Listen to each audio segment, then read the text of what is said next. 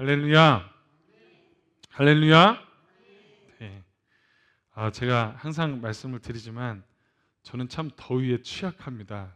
제가 더위에 참 취약한 사람인데 이번 주도 참 덥더라고요. 이게 시원해질 것 같은데 모르겠어요. 이게 더위가 계속 더워지는데 빨리 시원해졌으면 좋겠다라는 마음이 제 안에 있습니다. 여러분들도 한 주간 잘 지내셨죠? 네, 아이고 감사합니다. 여러분 저희가 마가복음을 계속 배우고 있잖아요. 오늘 여러분들하고 나눈 본문의 얘기를 이제 시작할 텐데, 여러분 오늘 이야기에는 두 사람이 등장을 합니다. 여기에 두 사람, 한 사람은 남자고요, 한 사람은 여자가 등장을 하는데, 오늘 등장한 남성, 한 사람의 남성에 대해서 여러분들한테 말씀을 드리려고 해요. 이 남성은 딸이 한 명 있었어요. 제가 보니까 12살 되는 딸이 있었다고 합니다. 그런데 그 딸이 아파가지고 죽을 병에 걸렸다고 합니다. 그래서 이 아버지는 이 딸을 살리기 위해서 정말 아마 많은 의사들을 찾아가기도 하고 뭐 용하다는 약들도 막 갖다가 먹이기도 하고 그 딸을 살리기 위해서 부단히 애를 쓰고 노력을 했어요. 그런데 이 딸이 낫는 게 아니라 점점 더 병이 중해져 갔던 거예요. 근데 여러분, 제가 이 딸이 12살이라고 했잖아요. 지금 우리 시대로 따지면 12살이면 초등학교 5학년인데 우리가 초등학교 5학년을 보면 그냥 아이고 애기구나 이렇게 생각하잖아요. 그런데 여러분, 이 당시 예수님이 사역하던 유대 이 시대 때, 우리도 조선시대 때만 해도 그랬거든요. 12살이 되면, 특히 유대 사회에서는 13살이 되면 성인식을 거행했어요. 성인식.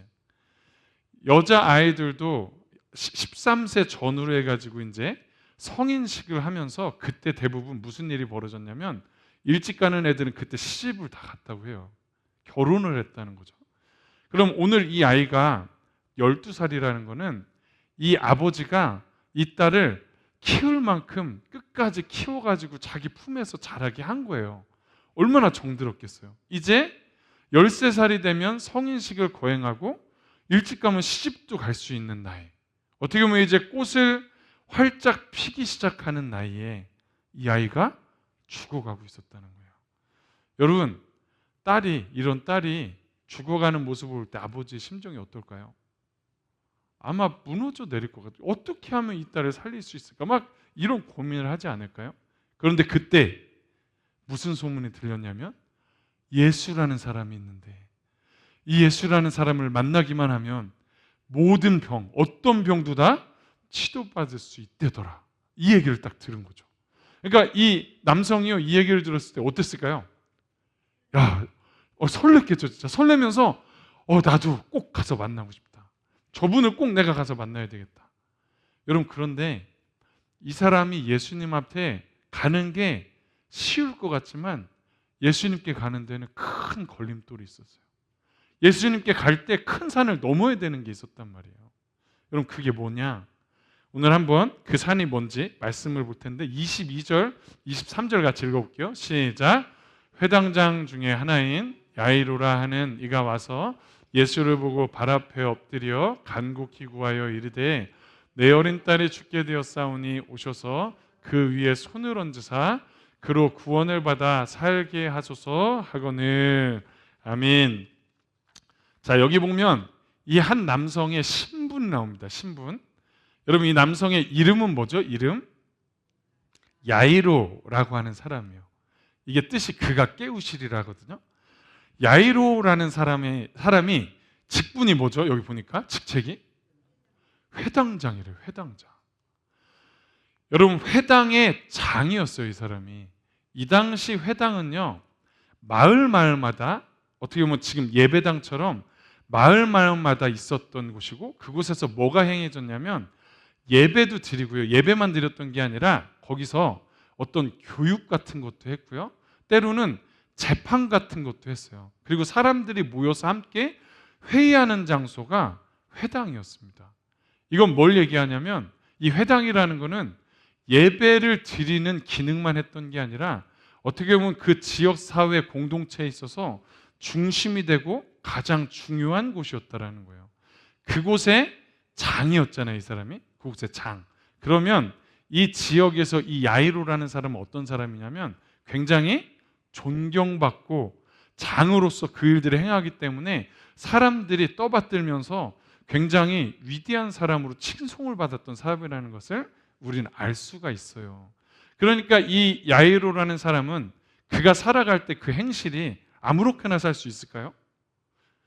늘 누구보다 종교적으로 율법적으로 온전하게 살려고 노력했던 사람이고요. 사람들한테 도덕적으로도 그렇고 윤리적으로도 그렇고 그 다음에 선행으로도 그렇고 본을 보이면서 살았던 사람이 바로 이 야이로라는 사람이었단 말이죠. 그런데 문제는 뭐냐? 왜 이 사람이 예수님을 찾아가는 게 문제가 되느냐? 여러분, 우리가 마가복음 1장부터 거의 3장에 이르기까지 무슨 내용들이 계속 벌어지냐면 이 예수님하고 종교 지도자들하고 논쟁이 계속 벌어지고 있어요. 막 안식일 논쟁도 있고요. 죄인들과 밥 먹는 문제도 있고요. 금식 문제도 있고요. 뭐 여러 가지 문제들을 가지고 막 싸우다가 결국 종교 지도자들이 뭐라고 예수님에 대해서 얘기했냐면 이 사람을 어떻게 하면 우리가 죽일 수 있을까? 신성 모독자다. 그 다음에 이단하다. 또는 여기 마가복음엔 나오지 않지만 다른 복음서에는 귀신 들렸다라고도 얘기하고요. 종교 지도자들이 예수님에 대해서 그렇게 이제 아예 낙인 찍어버렸단 말이에요. 그러면 회당장이잖아요. 회당장. 이 사람이 회당장. 만약에 이 회당장이 그 종교 지도자들이 이단이요, 귀신 들린 사람이요, 진짜 막 모든 죽이려고까지 하는 그 사람을 만났다라는 소문이 들리면 여러분 어떤 일이 벌어질까요? 아마 종교 지도자들로부터 이 야이로라는 사람은 굉장히 뭐랄까 막 지적을 당하고 욕을 먹고 지역사회 사람들로부터도 막 어떻게 그럴 수 있냐고 막 웅성웅성거리면서 막 비난하고 비판하고 아마 별일이 다 일어날 수도 있어요, 사실은. 그리고 결국엔 이 회당장이라는 직책도 내려놔야 되고요. 또 사람들의 지금까지 받았던 존경과 어떤 그 모든 것들, 섬김과 사랑을 다 포기하고 없어지고 사라질 수도 있는 상황이 이 사람이 예수님을 찾아가는 일이었단 말이에요. 여러분 이해가 되세요? 이 일을 지금 이 야이로라는 사람이 결정해야 되는 거예요. 저는 참 되게 고민스러웠을 것 같아요. 어떡하지? 내 딸은 살려야 되겠고 내가 예수님께 가는 이 길이 이 수많은 무거운 것들을 뛰어넘어야 이게 가능한데, 근데 여러분 여기 본문에 나왔던 것처럼 결국 야이로는 뭐를 선택했냐면 이 모든 것들을 내려놓고 예수님 앞에 달려간 줄로 믿습니다. 결국 그 예수님을 만나서 그 딸이 살아나는 은혜를 경험하게 돼요. 여러분 이게 첫 번째 이야기예요. 여러분 두 번째 이야기는 아까 한 남성과 여성이라고 그랬잖아요. 한 여성이 있었습니다. 근데 이 여성은 되게 이상했던 게 혼자 살았어요. 늘 혼자 고립돼서 사람들이 사는 마을에서 멀찍이 떨어져서요 혼자 살았어요. 혼자. 몇 년 동안 살았을까요? 12년 동안 혼자 살았어요. 왜 이렇게 혼자 살았을까? 알고 봤더니 이 여인에게는 질병이 하나 있었는데 혈류병이라는 질병이 있었어요. 여러분 혈류병이 뭐냐면 피가 멈추지 않는 병이거든요. 그런데 이 당시 유대 사회에서는 이 혈류병을 앓으면 뭐라고 얘기했냐면 부정하다라고 취급한 거예요. 이 여인은 부정하다라는 거예요. 이게 레위기에 보면 어떤 하나님이 지정해 놓으신 법 중에 그런 법이 있는데 우리가 살짝 길지만 레위기법을 좀 같이 읽어보려고 해요. 레위기 15장 1절부터 12절까지인데 한번 어떤 내용이 있는지 한번 생각하면서 읽어볼게요. 시작. 여호와께서 모세와 아론에게 말씀하여 이르시되 이스라엘 자손에게 말하여 이르라. 누구든지 그의 몸에 유출병이 있으면 그 유출병으로 말미암아 부정한 자라. 그의 유출병으로 말미암아 부정함이 이러하니 곧 그의 몸에서 흘러나오든지 그의 몸에서 흘러나오는 것이 막혔든지 부정한즉 유출병이 있는 자가 눕는 침상은 다 부정하고 그가 앉았던 자리도 다 부정하니 그의 침상에 접촉하는 자는 그의 옷을 빨고 물로 몸을 씻을 것 저녁까지 부정하리라. 유출병이 있는 자가 앉았던 자리에 앉은 자는 그의 옷을 빨고 물로 씻을 것이요 저녁까지 부정하리라. 유출병이 있는 자의 몸에 접촉하는 자는 그의 옷을 빨고 물로 몸을 씻을 것이며 저녁까지 부정하리라. 유출병이 있는 자가 정한 자에게 침을 뱉으면 정한 자는 그의 옷을 빨고 물로 몸을 씻을 것이며 저녁까지 부정하리라. 유출병이 있는 자가 탔던 안장은 다 부정하며 그의 몸 아래에 닿았던 것에 접촉한 자는 다 저녁까지 부정하며 그런 것을 옮기는 자는 그의 옷을 빨고 물로 몸을 씻을 것이며 저녁까지 부정하리라. 유출병이 있는 자가 물로 그의 손을 씻지 아니하고 아무든지 만지면 그 여자는 그의 옷을 빨고 물로 몸을 씻을 것이며 저녁까지 부정하리라. 유출병이 있는 자가 만진 질그릇은 깨뜨리고 나무 그릇은 다 물로 씻을지니라. 아멘. 여러분, 제가 길지만 이 말씀을 읽은 이유가 있어요. 여러분들 읽어보니까 유출병, 우리 이제 특별히 이제 혈류증도 여기에 속하는 거죠. 여러분, 이 혈류증 여인이 이 내용을 보니까 무슨 얘기예요, 이게 다. 이 사람이 있었던 곳에 누가 있으면 그냥 부정해지는 거고요. 이 여인이 닿으면 또는 그 사람이 여인을 닿으면 또는 이 여인이 여기 그릇 얘기도 나오지만 뭐 그릇만 만지겠어요? 그릇부터 해서 막 모든 생활 공간에 있는 걸 다 만져야 되는데 이 사람이, 그럼 이 사람이 만진 것을 누가 만지면 그 사람 어떻게 된다고요? 부정해지는 거예요. 부정해지는 거예요. 그러니까 이 여인하고 가족들도 같이 살 수가 없는 거예요. 사실은 매일매일 피가 마르지 않는 여인은 계속해서 부정한데 그 여인이 다 만지고 안고 눕고 있는 그 공간에 가족들도 함께 할 수 없어서 따로 혼자 살았어요. 그러면 여러분, 이 여인이 모르겠어요. 결혼을 해서 아이를 낳는지 모르겠지만 자식 있다고 생각해 봅시다. 그 어린 자식이 있는데 얼마나 끌어안고 싶겠냐고요. 그 아이를 사랑으로 안고 손도 만지고 쓰다머 주기도 하고 서로 앉아서 밥도 먹고 싶고 얘기도 하고 싶고 한데 이 모든 것들이 할 수 있을까요? 없을까요? 없다는 거예요. 없다는 거예요. 결국 혼자 고립돼서 몇 년 동안? 12년 동안 혼자 생활할 수밖에 없었던 거예요. 이 여인도 얼마나 고통스러웠는지 26절에 보면 무슨 얘기가 나오냐면 이 여인이 많은 의원들을 막 찾아가요. 자기 병을 고치려고 막 의원들을 의사들을 찾아갔는데 결국 어떻게 됐다고 했냐면 고통스럽기만 하고 결국 더 중하여졌더라. 이 혈류병이 더 심해졌더라 하는 거예요. 여러분, 이 여인에게 소망이 있을까요? 여러분, 희망이 있을까요? 이렇게 혼자 사람들과 떨어져 혼자 살아갈 수밖에 없는, 그것도 사람들한테 어떻게 보면 버림받았다고 하기보다는 하여튼 이 사람에 대해서 혐오스러울 거 아니에요. 늘 사람들은 가까이 오지 말라고 하고 그런 어떤 경계들을 받으면서 혼자 살아가는 이 여인, 여러분 얼마나 그 안에 낳고 싶은 갈망이 있겠냐고요. 치료받고 싶은 갈망. 그런데 어느 날 이 여인에게 무슨 소식이 들렸을까요? 예수님에 대한 소식이 들리는 거예요. 모든 병, 어떤 병도 예수님 앞에 가면 낫는다더라. 여러분, 이 여인이 어떤 생각이 들었을까요? 와, 내가 꼭 예수님 앞에 가서 이 병을 치료받고 싶다.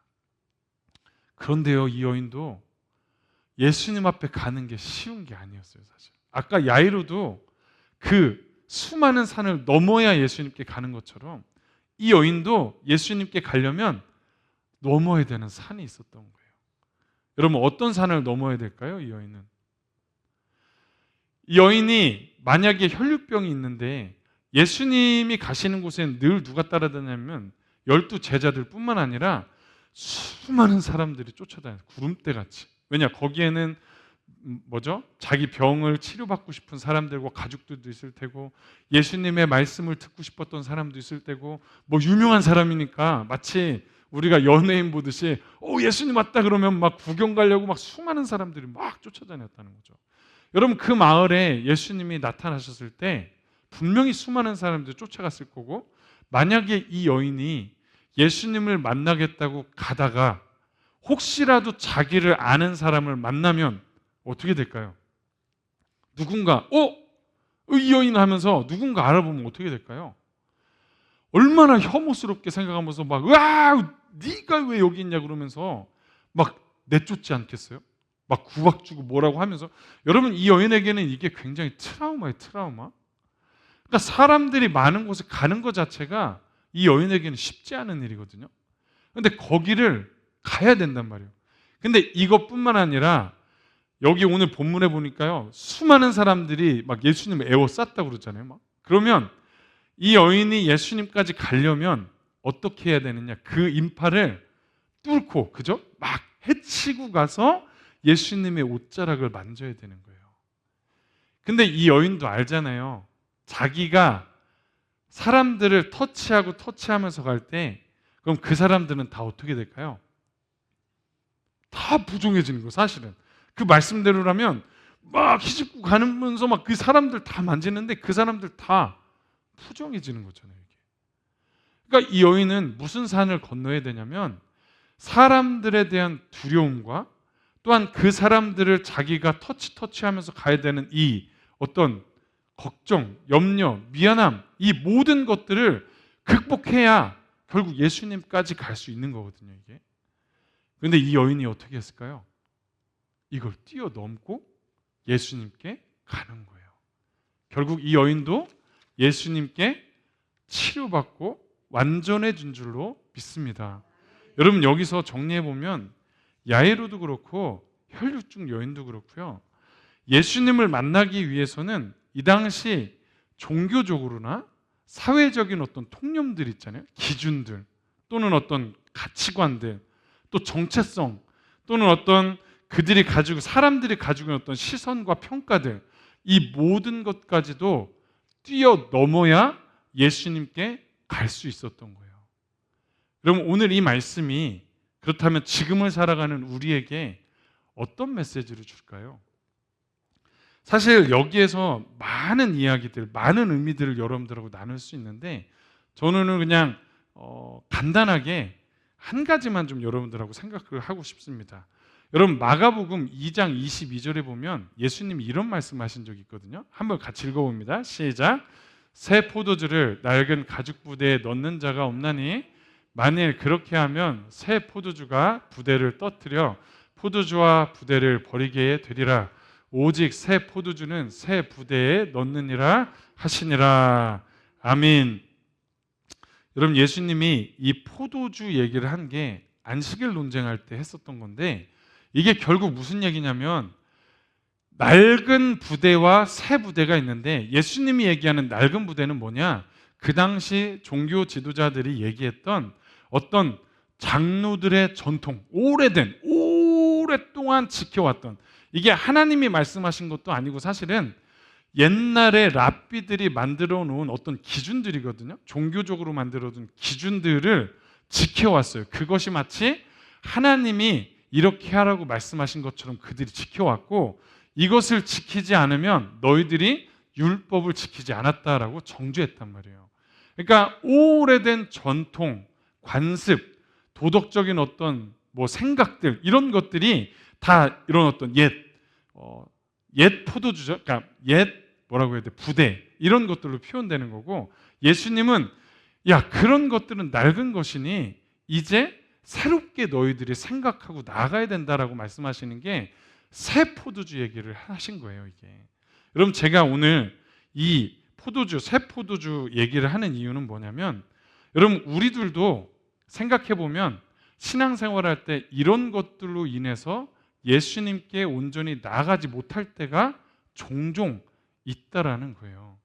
저도 오늘 말씀을 이렇게 보면서 예전 것들을 고집하면서 내가 계속해서 붙잡고 있었던 것들이 뭐가 있을까라고 생각을 해봤는데, 저는 이제 목회자잖아요. 제가 이제 목회를 하면서 저희 아버지도 목회를 하셨고, 저는 이제 그걸 보고 자랐겠죠. 그리고 윗세대에 목회하는 모든 목회자들의 어떤 목회하는 모습들을 듣기도 하고 보기도 하면서, 여러분, 그것들이 저한테 자연스럽게 뭐가 됐을까요? 목회하는 기준이 되는 거예요, 기준. 그것이 저의 목회의 가치관이 되는 거고, 또 목회는 이렇게 하는 거다라는 어떤 방법적인 기준과 틀이 저한테 되는 거거든요. 그런데 제가 이렇게 지금 목회하면서 느끼는 건 뭐냐면 그 기준들이 물론 좋은 것들도 있습니다. 계속 지켜야 되는 것도 있는데 시대가 바뀌어가고 사람들의 생각도 바뀌어가는 이 시대에 그것들이 안 맞는 것들도 있더라고요. 그것들을 바꿔야 되는 게 있는데 저는 여전히 그것들이 너무 익숙한 거예요. 이렇게 해야 된다고만 생각하고 있는 거예요. 제가 그러고 있었더라고요. 만약에 그걸 바꾸지 않으면 무슨 문제가 생기냐, 다양한 사람들을 제가 포용할 수 없고 다가갈 수 없고 그들이 왔을 때 제가 함께 갈 수 없겠더라고요. 왜냐? 저는 아직도 이 기준의 잣대를 가지고 그들에게 대고 있기 때문에. 여러분, 이것들을 타파할 때 어떻게 보면 저는 더 넓은, 더 다양한, 더 많은 사람들과 함께 어떻게 보면 이 목회 현장에서 갈 수 있다는 걸 깨닫게 되더라고요. 두 번째는 뭐냐면 이 기준이 마치, 이 기준들을 지켜왔던 것들이 마치 제가 믿음이 좋은 사람이라고 착각하게 만들더라고요. 이 기준이. 이 종교 지도자들도 장로들의 그 전통을 지키는 것이 좋은 믿음이라고 얘기한 것처럼 저도요, 제가 지금까지 봐왔던 그 선조들의 신앙의 모습을 지켜가는 것이 그냥 믿음이 좋은 것이냐, 그러고 착각하며 살았더라고요.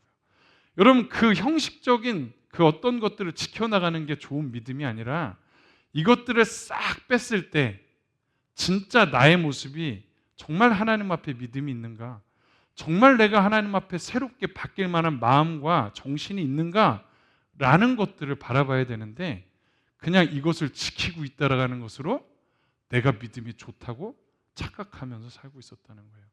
여러분, 이것들을 어떻게 보면 생각하고 또 깰 것들은 깨고 내려놓을 것들은 내려놓지 않으면 제가 온전히 예수님 앞에 나갈 수 없다라는 걸 오늘 말씀을 통해서 제가 조금은 깨닫게 되었습니다. 우리 사랑하는 하익교회 성도 여러분, 여러분들은 어떠세요? 여러분들이 가지고 있는 어떤 신념, 생각들, 오래된 옛 가치관들이 여전히 여러분들을 붙잡고 있어서 그것이 마치 자기의 믿음인 양, 그것이 마치 이것이 옳은 것인 양 막 고집하면서 살아가는 것이 없는지 오늘 말씀을 기억하면서 여러분들 이것들이 만약에 있다면 또 그런 것들을 깨쳐나가시고 주님 앞에 온전한 모습으로 있는 모습 그대로 나가셔서 새롭게 변화되시기를 주님의 이름으로 간절히 축복합니다. 하나 더 있어요. 좀 앉혀주셔도 되는데. 여러분, 그 다음에 두 번째로 우리가 봐야 되는 건 뭐냐면, 여러분 오늘 예수님이 치료받은 여인을 찾아가시잖아요. 그죠? 치료받는 여인을 찾아가시는데 이때 했던 예수님의 모습을 우리가 좀 한번 볼 필요가 있습니다. 30절과 32절을 같이 한번 읽어볼게요. 30절부터 32절 시작. 예수께서 그 능력이 자기에게서 나간 줄을 곧 스스로 아시고 무리 가운데서 돌이켜 말씀하시되 누가 내 옷에 손을 대었느냐 하시니 제자들이 여짜오되 무리가 에워싸 미는 것을 보시며 누가 내게 손을 대었느냐 물으시나이까 하되 예수께서 이 일을 행한 여자를 보려고 둘러보시니. 아멘.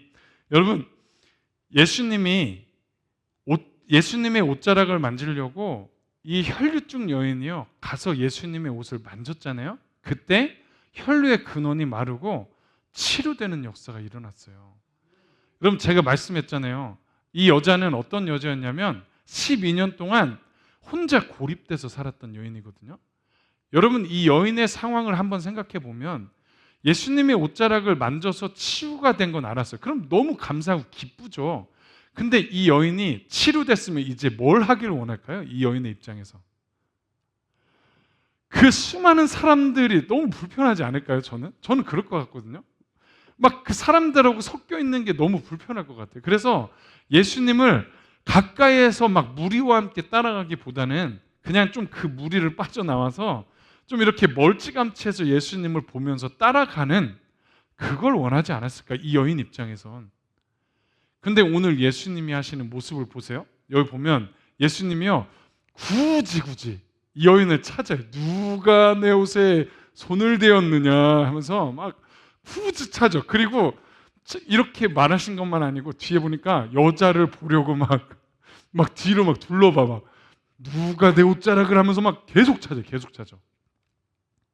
여러분, 이 여인의 마음이 어땠을까? 그렇게 찾으시는 예수님의 모습을 보면서 자기는 이제 좀 뒤로 좀 가가지고 뒤로 가서 멀찌감치 예수님 좀 보려고 했는데 굳이 막 자기를 찾으세요. 막 누구냐고 막 둘러보시면서 막. 여러분, 이 여인이 그 말씀에 나오잖아요. 두려워하며 예수님 앞에 엎드렸다고 그랬거든요. 그러니까 이 여인이 그 군중 앞에, 예수님 앞에, 수많은 사람들 앞에 어찌됐든 가서 서든 엎드리든 가야 되는 거예요. 그 길이 이 여자에게는 정말 부담스러운 일인데 예수님이 찾았어요. 결국 그걸 뚫고 들어가서 여인이 가가지고 뭐 했겠어? 그 여인이 가가지고 자기가 그동안에 있었던 일들을 다 실토할 거 아니에요. 자기 어떤 혈루증부터 해가지고 과정들부터 해서 오늘 이렇게 해서 치료받았다는 얘기까지 다 하는데, 여러분, 예수님은 왜 굳이 이 여인을 많은 사람들 앞에 불러 세워서 다시 얘기하길 원하셨을까요? 여러분, 여기에는 두 가지 의미가 있습니다.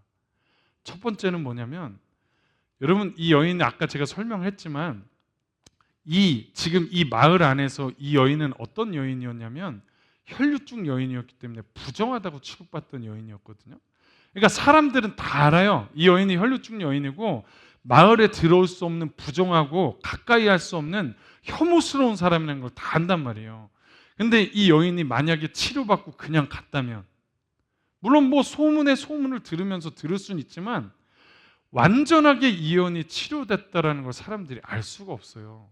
그런데 오늘 예수님이 굳이 그 여인을 끄집어낸 이유는 여러 사람들 앞에서 완전해졌다라는 걸 공포하기 위함이거든요. 이거는 이 여인이 이제는 더 이상 부정한 여인이 아니요 깨끗하게 치료되었다라고 예수님이 공포해 주는 거예요. 그래서 이 여인으로 하여금 어떤 것을 맺게 하시냐면 그 사회 안에서, 그 공동체 안에서 이제 더불어 살아갈 수 있도록 어떤 사회적 치유를 예수님이 해주고 있는 겁니다.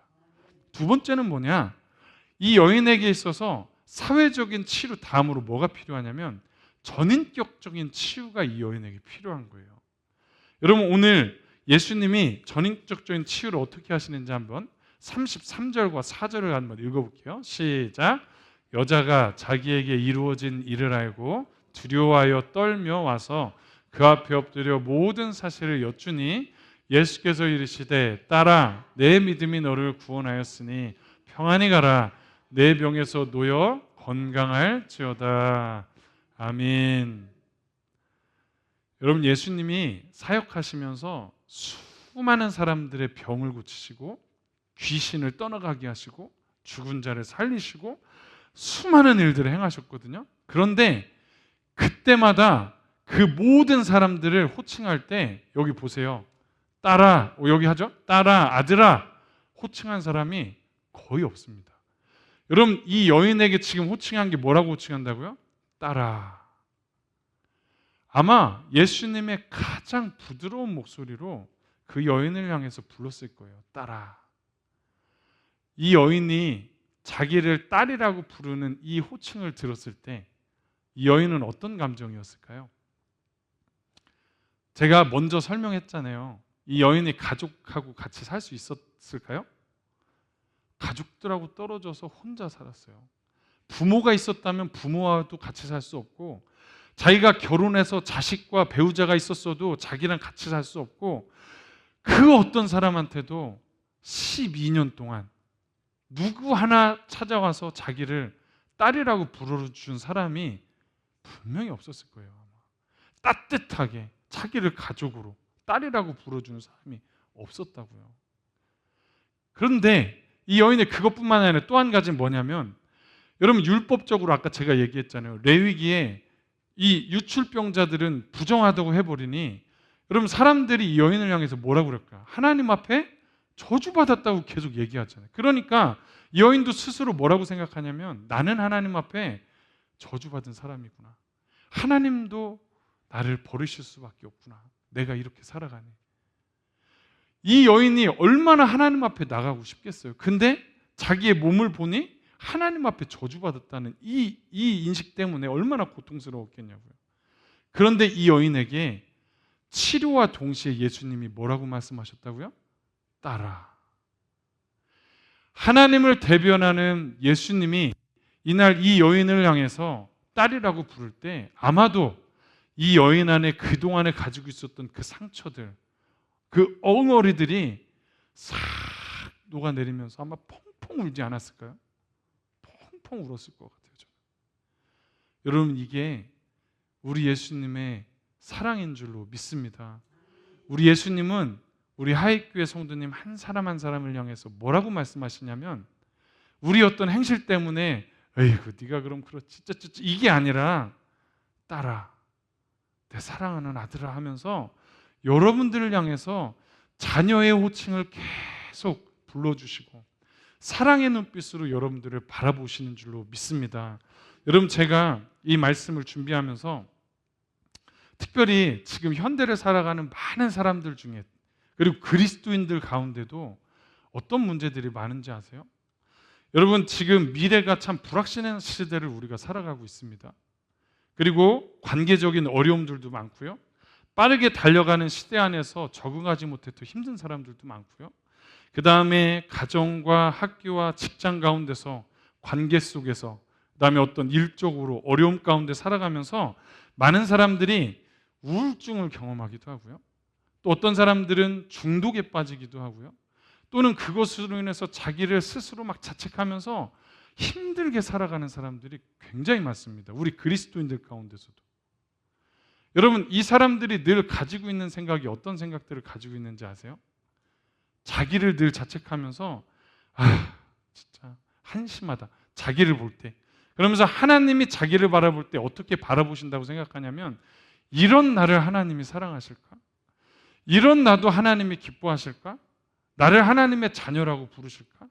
이런 어떤 자책과 함께 이 신앙 안에 공동체 안에 어떤 깊이 들어오는 게 아니라 그냥 배회하면서 겉에서 뱅뱅 돌면서 어쩔 수 없이 신앙생활하는 사람들이 많더라고요. 혹시라도 이 자리에 그런 성도님들이 있다면 오늘 말씀을 여러분들이 기억하셨으면 좋겠습니다. 오늘 예수님은 그런 자들에게 가셔서 뭐라고 말씀하시느냐? 아까 제가 얘기했던 것처럼 혀를 차고 쯔쯔쯔 하면서 그렇지 너는 그러면 안 되지 이렇게 얘기하시는 게 아니라 사랑하는 딸아, 사랑하는 아들아, 내가 너와 함께하고 너와 함께하는 것을 내가 기뻐한다라고 말씀하시는 그 하나님의 음성을 듣게 되시기를 주님의 이름으로 축복합니다. 그래서 우리 하익교회 성도님들이 오늘 말씀을 기억하시고 정말 하나님이 얼마나 우리를 회복하길 원하시는지, 얼마나 우리를 자녀라고 부르고 계시는지 이것들을 깨닫고 다시 한번 회복되어지는 은혜가 여러분들 가운데 있게 되시기를 주님의 이름으로 간절히 축복합니다.